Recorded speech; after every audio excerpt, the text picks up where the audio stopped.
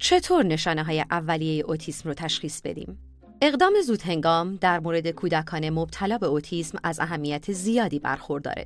اوتیسم یک اختلال مربوط به رشد که مانع از سازگاری با جامعه میشه. پس حواستون به نشانه‌های هشدار دهنده باشه. شما باید از نقاط عطف در رشد فرزندتون مطلع باشین و توجه زیادی رو وقف رفتار اون بکنید. یکی از گزینه‌ها تست شنوایی فرزندتونه. البته تصور نکنید که اگر فرزندتون رفتارهایی مربوط به اوتیسم رو از خودش بروز میده، لزوماً به این اختلال مبتلاست. فقط اونها رو با دقت زیر نظر داشته باشین و اگر چیزی نگرانتون کرد، اون رو با پزشکتون در میون بگذارید. قدم اول، دقت کنید که فرزندتون کی شروع به قانقون میکنه.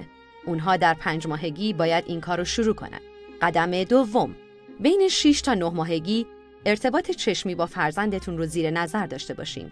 این زمانیه که اکثر نوزادها به خنده والدینشون با لبخند واکنش نشون میدن. کودکان مبتلا به اوتیسم تمایل دارن که از نگاه کردن به والدینشون اجتناب کنن. قدم سوم، اگر بچه شما صدایی از خودش در آورد، شما هم در جواب صدایی از خودتون در بیارین تا ببینین آیا اون متقابلاً جواب شما رو میده. کودکان مبتلا به اوتیسم معمولاً به این بدبستون‌های کلامی وارد نمیشن، همونطوری که در بازی دالی موشه هم شرکت نمی‌کنن. قدم چهارم، دقت کنید که آیا فرزندتون به اسمش واکنش نشون میده. اونها در 10 ماهگی باید شروع به این کار کنن.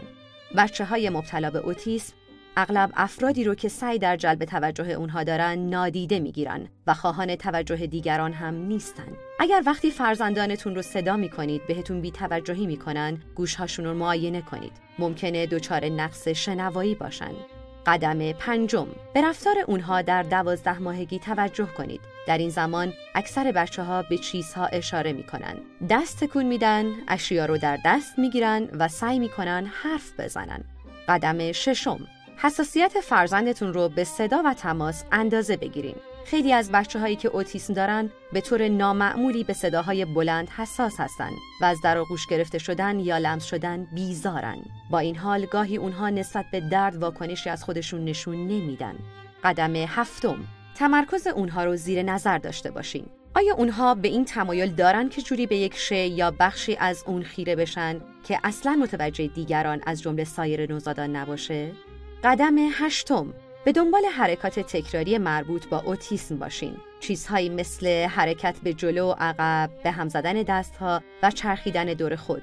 قدم نهم، ببینید اونها تا چه اندازه انعطاف ناپذیرند. کودکان مبتلا به اوتیسم اغلب در برابر تغییرات در روال معمول زندگیشون به شدت مقاومت میکنن. قدم دهم، حساب دایره واژگان اونها رو داشته باشین. در 18 ماهگی اکثر بچه‌ها میتونن حدود 2 جین کلمه رو به زبون بیارن و تا 2 سالگی اونها اغلب شروع به استفاده از عبارت‌های 2 کلمه‌ای میکنن. قدم 11، بعضی از کودکان مبتلا به اوتیسم به نظر میرسه تا 18 الی 24 ماهگی رشدی نرمال دارن، اما از اون به بعد پیشرفت اونها در گفتار و سایر چیزها متوقف میشه یا پسرفت میکنه. اگر فرزندتون پسرفت داره یا هر یک از رفتارهایی که بهشون اشاره شد رو از خودش بروز میده، با پزشک کودکتون مشورت کنید.